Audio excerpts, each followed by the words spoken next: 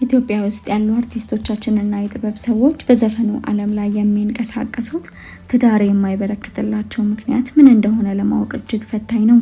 እቺ ለምለም አይደለችም ብስጭት በርር በማለት እሱ የትም እንደማያደርሰኝ በቃ ገባኝ። አሁን ባለው ሁኔታ በእያንዳንዱ ቀን ትዳራቸውን የሚፈቱና እያንዳንዱ ቀን ላይ ትዳሬን ፈታው፣ ባሏን ፈታች ወይም ደግሞ ሚስቱን ፈታ የሚባሉ ወሬዎችን መስማት የተለመደ ሆኗል። ታዲያ አርቲስቶቻችን እንዲሁም ደግሞ የአርቱ ሰዎች ለምንድነው ትዳራቸውን የሚፈታሉ የሚሉ ምክንያቶች ትዳሬ ላይ ቺት ተደረገብኝ የሚሉ ነገሮችን ይዞ ይመጣል። አንደኛው ደግሞ ፈቶ አንደኛው ሌላኛውን ማግባት የዕለት ተዕለት ተግባራቸው ከሆነ ሰነባብቷል።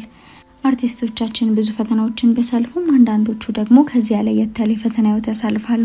ይህንንም ተከትሎ ለምንድነው ትዳራቸውን የሚንቆጣቆጠው የሚለው ጥያቄ ውስጥ ቢገባም ትላንት ካላንቺ ካላንተ መኖር አልችልም የተባባሉት እንዲሁም ደግሞ በዘፈን መልኩ ፍቅራቸውን የተገላለጹ ሰዎች ታዲያ በእያንዳንዱ ቀን አብረው ህይወታቸውን ለመምራት ከወሰኑ በኋላ ድንገት ትዳራቸው ሲፈርስና ሲንኮታኮት ያየነው ጉዳይ ነው። ታዲያ አንደኛው ሲፈታ ሌላኛው ደግሞ ማግባቱ፣ ይህ መቀጠሉ ደግሞ እጅግ የሚያስገርም ጉዳይ ነው። በእያንዳንዱ ቀን ሌላኛው ሲፈታ አንደኛው ሌላኛው ያገባል። ቀጥሎ ደግሞ ከፍቺ ጋር የተዛመተ ነገር ደግሞ ተከትሎ ይመጣል።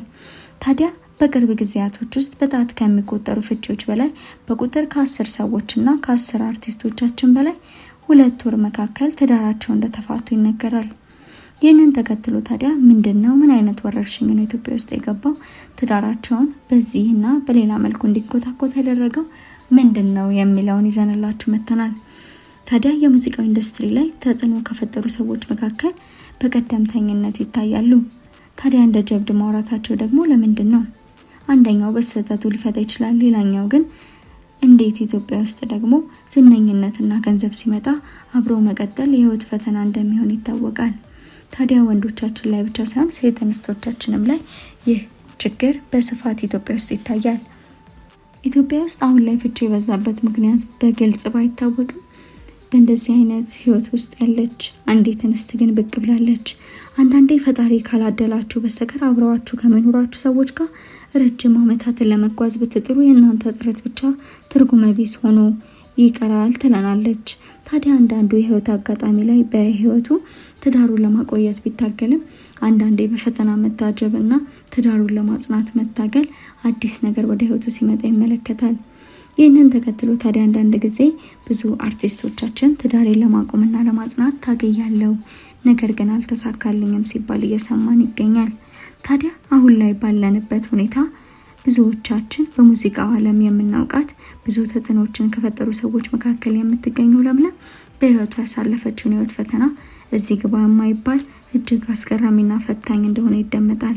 ታዲያ በኢትዮጵያ የሙዚቃ ኢንዱስትሪ ላይ ተጽዕኖ ከፈጠሩ ሴቶች መካከል ፊተኛና ቀደምት የሆነችው ለምለም በህይወቷ ያሳለፈችውን ነገር ስትናገር አንዳንዶቹ በእንባ አዳመጧት፣ ሌሎቹ ደግሞ እንኳን ይብላኝ ላንቺ ደግሞ ለስራሽም የመልስ የሚሆን ነገር ነው ያገኘሽው ሲባል ትደመጣለች። ይህንን ተከትሎ አንዳንዴ በሰው ልብ ያለውን መልካምና በጎ ነገር እኛም ማወቅ አንችልም። ፈጣሪያችን ብቻ በልባችን ውስጥ ያለውን ነገር ሊመለከት ይችል ይሆናል። አንዳንድ ሰው በፈተና እንኳን ሆኖ ቤቱን ለማጽናት ቢታገልም ልጆቹንም ለማሳደግ ዋጋ ቢከፍልም አንዳንዴ ነገሮች ሳይሳኩ ይቀራሉ። ለምለም የገጠማትም እጅግ ፈታኝ ነገር ይህ ነው። ከባሏ ጀምሮ ትላንትና ስትደራደርበት የነበረው ሙዚቃዋን ለመስራት ዋጋ ብትከፍልም ስራዋ ግን እጅግ ፈታኝ፣ ከብዙ ወንዶች ጋር የሚያገናኝ የሙዚቃ ቀረጻ እንኳን ተብሎ በሚካሄድበት ህይወት መንገዷ ላይ እጅግ ጫናዎች ሲፈጥርባት እንደነበረች ትናገራለች። ይህንን ተከትሎ ታዲያ ባሏን በራሷ በኩል እንዲሁም ደግሞ ከሷ ቀጥሎ በራሱ እሱ ትክክል እንደሆነ ለማውራትና ለማውጋት ቢታገልም የኋላ ግን ረጅም ዓመታቶችን በትግል የቆየው ትዳር በፍቺ መጠናቀቁ መነገሩ እጅግ ልብ ሰባሪ ሆኗል። ታዲያ አንዳንድ ጊዜ በትዳር አጋጣሚ አብረውት ከሚኖሩ ሰዎች ጋር ትላንት ስራዋን እያወቀ መስፈኗንም በክለቦች መዞሯንም እያወቀ አብሮ ለመሆን የወሰነ ባል ታዲያ ቀጥሎ ስራዋ እንዳትቀጥል ምን አይነት ፈተና ይዞባት ሊመጣ ይችላል? በሁላችንም ዘንድም ግልጽ ነው። አንዳንድ አርቲስቶቻችን የፊልም ስራው ላይ ከቆዩ በኋላ ታዲያም ካገቡ በኋላ አንድ ነገር ይመጣል። ከዚህ በኋላ ይህንን ስራ እንድታቆም ይፈልጋሉ የሚል ሀሳብ ይነሳል።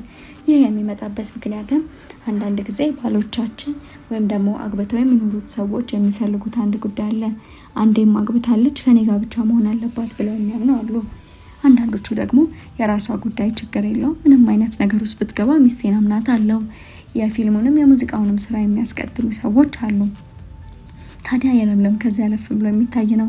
በትዳር ዓለም ከባሏ ጋር ለመቆየት ስትታገል ብትቆይም በስተመጨረሻ ግን የተደበቀው ነገር ፈንድቶ ወጥቷል። የሚወጣበት ምክንያት ምንድነው? ሲንግል ማም ላለመሆኑ ብዙ ታገያለሁ። በድብቅ ነገሮችን ለማስተካከል ብዙ ዋጋ ከፍያለሁ። በስተመጨረሻም ግን ያ ሁሉ እንደ ተራ ነገር ተቆጥሮ ከባሌ ጋር ለአንዴና ለመጨረሻ ጊዜ ተፋተናል ስትል ትደመጣለች። ልብ ሰባሪው ነገር እዚህ ጋር ነው የሚጀምረው። ታዲያ ባሏ ትላንት የምትሰራውን ስራ እያወቀ አግብቷት የሚኖር ከሆነ ከስራ በኋላ ደግሞ የሚመጣው ውጤት ምን እንደሆነ ስለሚያውቅ ዛሬ ላይ እንደዚህ ጫና መፍጠሩ ተገቢ ነው ብላ ባለማሰቧ ከባሏ ጋር ክርክር እንደጀመሩ ይታወቃል። የኋላ ነገሮች እየከበዱ ቢመጡ እንኳን ማለት ነው።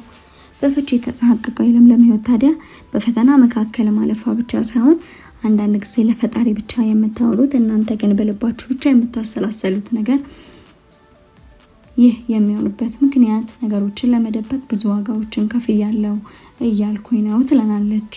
አብሮ ለመቀጠል የተከፈለው መስዋዕትነት እንደዚህ ነው። እሱ እንኳን ቺት አድርጎ ወይም ሌላ ሴት ጋር እንኳን ቢታይ ልጆቿን ለማሳደግና ቀጥሎ በህይወት ለመቆየት የሚደረግ ጥንቅንቅ ውስጥ እንደገባች ትናገራለች። የሚያሳዝነው ነገር ግን በዚህ መካከል የሷ ጥረት ምንም እንዳልሆነ አንድ ሰው ብቻ ጥረት ስላደረገ ትዳርን ማጽናት ከባድ ነው። ይህ ደግሞ የሚሆንበት ምክንያት ምንድነው? አንዳንዴ በትዳር አጋጣሚ አብሯቸው ያለ ሰው ከእናንተ ጋር ለመታገልና ለመልፋት እንዲሁም ቤቱን ለማጽናት ካልታገለ ምንም ትርጉም የለውም ተብሎ ይታመናል። ይህ ፈተና ደግሞ እሷ ላይ የመጣ እንደሆነ ይታመናል። ይህንን ተከትሎ በስተመጨረሻ በፍቺ መጠናቀቁ ብቻ ሳይሆን የሚያሳዝነው እጅግም የሚከብደው ደግሞ ሲንግል ማም መሆንን እንኳን ብትጠላ በስተመጨረሻ ይህንንም ማዕረግ አግኝታ ከነሱ ጋር ለመቀጠል ተገደደች። አሁን ሲንግል ማም ነኝ ብላ ማመኗ እንኳን ቢከብዳትም በዚህ መካከል ግን አንድ የምታምነው ነገር አለ። እኔ በፈጣሪ ዘንድ ልቤ ንጹህ ነው፣ ብዙ ዋጋዎችን ከፍያለሁ።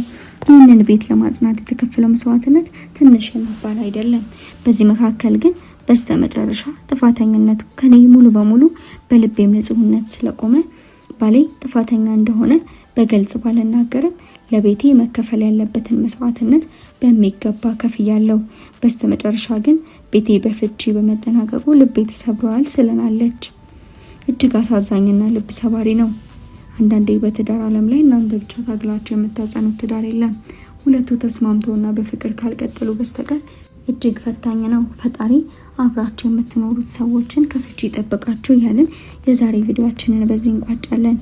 ውድ የሀሴት ኢንተርቴይንመንት ቤተሰቦቻችን ሁሌም በየጊዜው የሚለቀቁ አዳዲስ መረጃዎች እንዲደርሷችሁ የደውል ምልክቷን በመጫን ቤተሰብ እንድትሆኑና በየጊዜው የሚለቀቁ ቪዲዮዎችን በመመልከት ሀሳብ አስተያየታችሁን ደግሞ በሀሳብ መስጫው ላይ እንድታስቀምጡልን በታላቅ አክብሮትና ትህትና እንጠይቃለን። በቀጣይ አዲስ መረጃ እስከምንገናኝ ድረስ በዛሬ ቪዲዮ የተሰማችሁን ሀሳብ አስተያየት ኮመንት ላይ በማስፈር በዚህ እንቋጫለን። በቀጣይ እስከምንገናኝ ድረስ ሰላም ቆዩ።